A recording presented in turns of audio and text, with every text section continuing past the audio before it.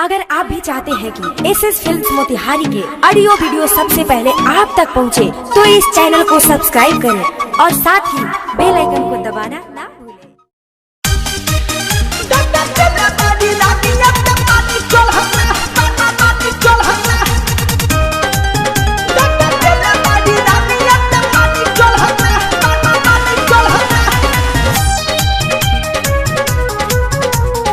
Music by Priyanshu Singh. अरे दादा रे दादा, क्या बोल रहे? हम कैसे जिया? ओ दादा बताइबो खुल के। हमार मलिया हमरा के छोड़ के चल गइले दादा। चुप रह चुप रह,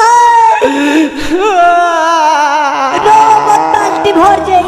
आज जीना पाई बुराई आदावा दौलत बाल होता। चार प्यार करे जीना पाई बुराई आदावा दौलत बाल होता।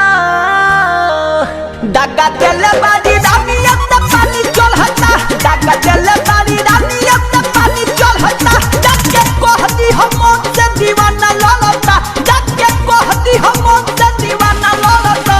दगा चल बाजी रानियत पानी चल हटा, दगा चल बाजी रानियत पानी चल हटा। दगा चल बाजी रानियत पानी चल हटा, पानी चल हटा।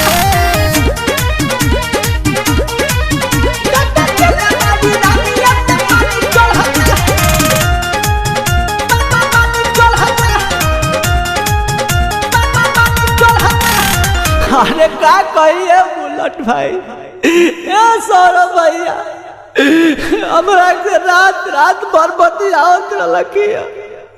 जानू सोला जान कट के बुलावत रखिया। सारा हमरा घर के पढ़ाई के पैसा खा गइल, हमरा के छोड़ देलक। पानी काट ले लेना टाका 10 पड़ता।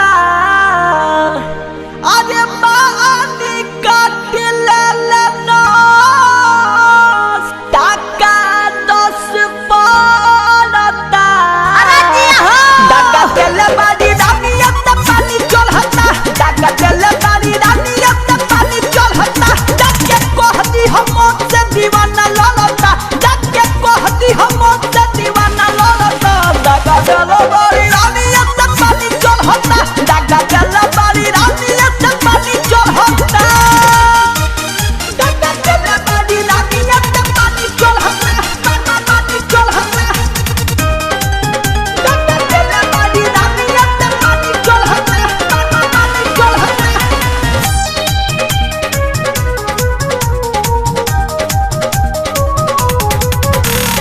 अरे का कहिए भाई, कितना दर्द बा हमरा दिल में, ओकरा बिना कैसे जियल जाए। अब तनिए के कोनो उपाय लगाओ जाए भाई। कि गम के डोज से रोज रोज मारता। हाँ ठीक कहता अरे है। गम के डोज से रोज रोज मारता। चुप रह बाबू चुप रह। दगा चल बाजी रानियत पानी चल हटा, दगा चल बाजी रानियत पानी चल हटा। जग कहती हम से दीवाना ललता, जग कहती हम से दीवाना ललता। दगा चल बाजी रानियत पानी चल हटा, दगा चल बाजी रानियत पानी चल हटा। दगा चल बाजी रानियत पानी चल हटा, पानी चल हटा।